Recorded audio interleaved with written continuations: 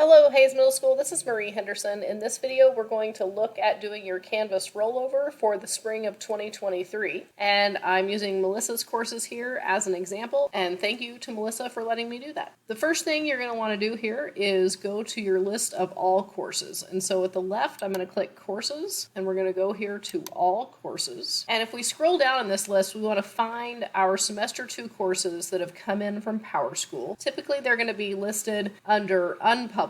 So if you first scroll through any of your published courses where it says yes and get down here to the no's, then you're going to find your courses that have an S2 with them. And so we need S2 courses. You also want to make sure that they are attached to the 2022-2023 school year. And so we found here S2 course with 2022-2023 school year. And so Melissa's got two of those, language arts and reading. I'm just going to use the language arts one for the purposes of this video. So if I right click on the name of that course, then I'm going to select here to open that link in a new tab. And so it just opens up right here. That way I can stay on this list of courses because I have one more thing to do here. I need to find the shell where Melissa has already created all the content that she's going to use with her Language Arts 7 course. And there's a couple different ways you can do that. If you know you made a copy of the course you used last spring and that you're planning to use this spring, do Control F on your keyboard and type in Spring 2023. There's probably only a couple of options for that.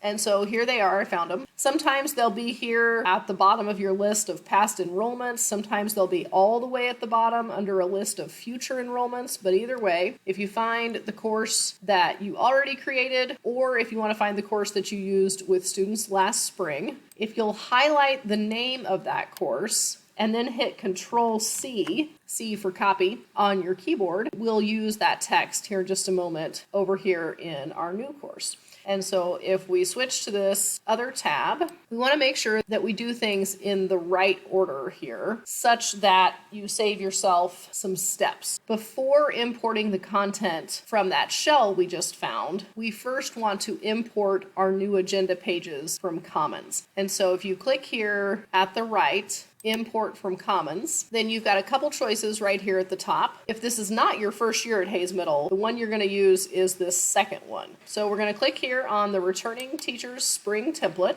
and we're going to click to Import/Download, and we want to bring that in to the Language Arts S2. And while you're here, you can go ahead actually and bring it in to any other course that you'll be teaching in the spring. And so I'm going to go ahead and drop it in also to Melissa's reading course. Again, you're looking for those courses that say S2 next to the name. And so then if we scroll all the way to the bottom here, we're going to click to Import into Course. And so it does tell us that it's going to take a minute, which is fine. And so a shortcut to get back to your course is just to delete part of the URL here at the top. And so if you get rid of everything up to this course number, so you have the regular Canvas URL and then /courses/ the course number, if you hit delete and get rid of all of that and then hit enter, it'll take you right back to the course itself. And we're going to scroll down here to the bottom and go over to settings. And now we're going to import the content from that shell that Melissa had already set up. And so the first thing we want to do here is rename the course. And so we can use that same title. So instead of shell, you can put here students.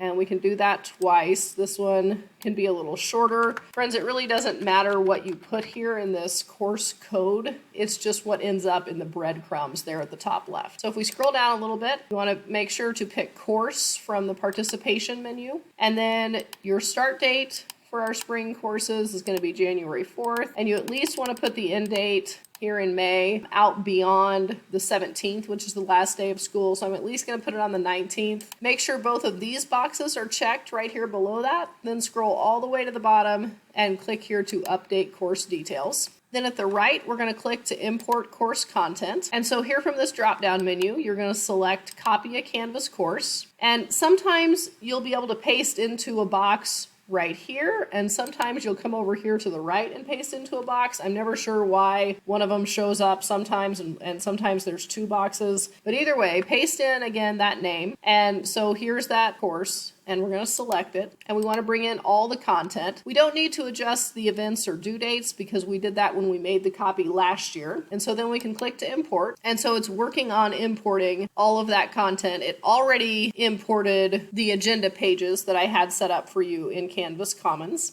So we can go ahead and click home. And so one of the first things you're going to want to do is make sure that your agenda button and the word agenda are hooked up to the new agenda for the first week back after winter break. And so if we click here to edit, scroll down a little bit. If we click on the image for agenda, you can click to remove link. And then if we click on the links option up here, we want to add a course link, and we want it to go to our January 4 through 6. The first day back is the 4th, so 4th through the 6th. And it flashes, and so then we highlight the word agenda. We also remove the link from it. And then again, leaving it highlighted, you can just click over here, January 4 through 6. And so our class at a glance and our units and resources pages are already ready to go. Those links don't need to change. You want to make sure that your email address is listed here correctly, and then you can scroll all the way to the bottom and click to save. And so now when I click on agenda, it's going to take me over to the January 4th through 6th agenda.